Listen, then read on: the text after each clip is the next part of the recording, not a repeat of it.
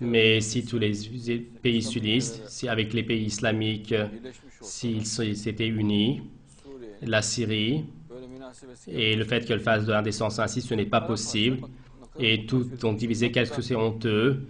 Et on attend donc la sécurité de l'OTAN. Alors que si les pays islamiques étaient unis, s'il y avait une union islamique, de toute manière, le sujet serait clos à la base. Et les pays islamiques, comme ils ne sont pas unis, chacun on tire d'un côté. Par exemple, ils font une réunion, donc l'union des savants sunnites. Donc réunis-toi autant que tu peux. L'union des savants chiites. Ils font donc des conférences sur le martyr. Rien que donc ils n'acceptent que leur mentalité. Et ils n'acceptent pas donc ce que disent les autres. Mais qu'est-ce que la réunion de quoi fais-tu? Il est clair de manière que tu vas expliquer des légendes. Tu parles d'un Mahdi qui ne va jamais sortir. Et selon ce que tu dis, ça fait longtemps qu'il est sorti. Et il est en devoir. Tu parles d'un Mahdi fantôme. Et donc il ne laisse parler personne. Il ne parle qu'eux-mêmes. Même les savants sunnites. Donc un savant chiite ne peut pas venir là-bas. Et dans la réunion des savants chiites, les sunnites ne peuvent pas aller. Auprès du wahhabite, le chiite ne peut pas y aller, donc ils font perdre le temps aux gens comme ça, ils leur font perdre du temps pour rien. Bien sûr, ce n'est pas pour rien, il doit avoir une utilité, mais ils font... Que peut faire la Turquie?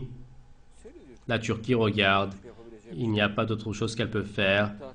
Et pour qu'il y ait une union islamique, tous les musulmans, cette obligation, avec un enthousiasme intense, ils doivent le vouloir. La Turquie est en état de guerre, il y a un grand soulèvement communiste. Et il faut vivre cet enthousiasme. Par exemple, ils attaquent donc à Istanbul, dans le sud-est de la Turquie, mais tout le monde encore s'occupe de ses affaires, ils sont très à l'aise, alors qu'il y a un environnement de guerre, l'enthousiasme de la guerre, et il faut qu'il y ait donc cette alerte de l'environnement de guerre.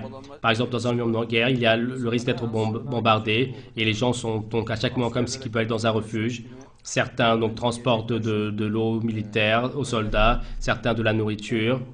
Et donc cette guerre d'indépendance, c'est la deuxième guerre d'indépendance qui est donnée. Et l'enthousiasme doit être sur les gens. Moi, une partie des gens, je les regarde, donc ils sont extraordinairement tranquilles. Ils ne sont même pas au courant. Ils attaquent les policiers. Ils disent, qu'est-ce qui s'est passé? J'ai entendu un bruit d'armes à feu. Il s'est passé des choses. La personne a couru. Il n'est même pas au courant. Et donc il se fait agresser, donc il dit donc je ne suis même pas au courant, je voyais, j'ai senti donc j'ai senti quelque chose, maintenant je suis à l'hôpital, même de cela il ne s'en aperçoit pas. Et il faut donc atteindre cet enthousiasme, et donc un grand enthousiasme de guerre, il faut qu'il y ait cet enthousiasme de la guerre d'indépendance.